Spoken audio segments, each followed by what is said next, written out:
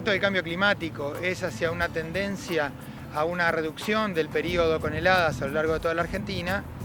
uno podría pensar en este contexto que el adelantamiento en la fecha de floración es una estrategia de manejo de modo de tomar un riesgo actualmente similar al que se tomaba hace 10 o 15 años atrás. Sin embargo, esta tendencia no necesariamente se da a lo largo de todas las localidades de la Argentina. Tenemos ejemplos como el sudeste, un triángulo conformado entre Tres Arroyos, Balcarce y Coronel Suárez, donde los periodos con heladas no se han reducido necesariamente, ya que la última helada en algunas de estas localidades incluso se ha prolongado o ha ocurrido más tardíamente. El manejo que podemos hacer en buena parte de las localidades de Argentina podría ser adelantar la fecha de floración, de modo de evitar una prolongación o exposición del periodo de llenado de granos hacia mayores temperaturas y evitar el efecto negativo asociado al cambio climático, que es el golpe de calor, y mantener el mismo riesgo de heladas que manteníamos hace años atrás. Un aspecto importante de la modificación de las fechas de última heladas está vinculado con el ciclo de cultivo. En la mayoría de los ciclos, o en muchos de los ciclos largos que se usan en la Argentina, se produce un fenómeno de requerimientos de horas de frío, es decir, esos cultivares requieren una cantidad de horas de frío para poder florecer,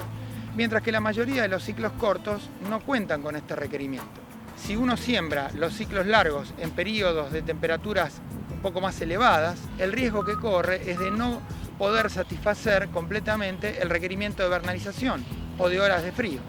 Por eso es muy importante, especialmente en el sudeste, por ejemplo, cuando uno altera o adelanta la fecha de floración, evaluar con qué temperatura está cumpliendo esos requerimientos de hora de frío en las primeras etapas del cultivo. Recordemos que los ciclos invernales, aquellos cultivares de ciclos invernales que requieren horas de vernalización, el requerimiento lo cumplen en las primeras etapas, es decir, desde emergencia o incluso ligeramente anterior a emergencia hasta que el cultivo alcanza la tercera o cuarta hoja. En ese periodo es donde debo cumplir el mayor requerimiento de horas de frío. En aquellos cultivares que requieren vernalización, en caso que no la cumplan completamente, el riesgo va a ser desuniformidad a lo largo del lote de plantas que pueden estar iniciando el macollaje, mientras que otras pueden estar encañando, e incluso hay plantas que todavía no han iniciado el macollaje. Esa desuniformidad, producto del incumplimiento completo de la vernalización, va a generar problemas luego en la floración del cultivo y se van a traducir en el momento de cosecha. Un aspecto importante vinculado con el requerimiento de la vernalización y de la temperatura al cual se exponen los cultivos es conocer qué cultivares de trigo tienen requerimientos de vernalización y cuáles no. Si bien uno puede aceptar que los cortos no tienen requerimiento de vernalización, no todos los largos lo tienen. Por eso es importante saber cuáles de los ciclos largos tienen requerimiento de vernalización y en qué magnitud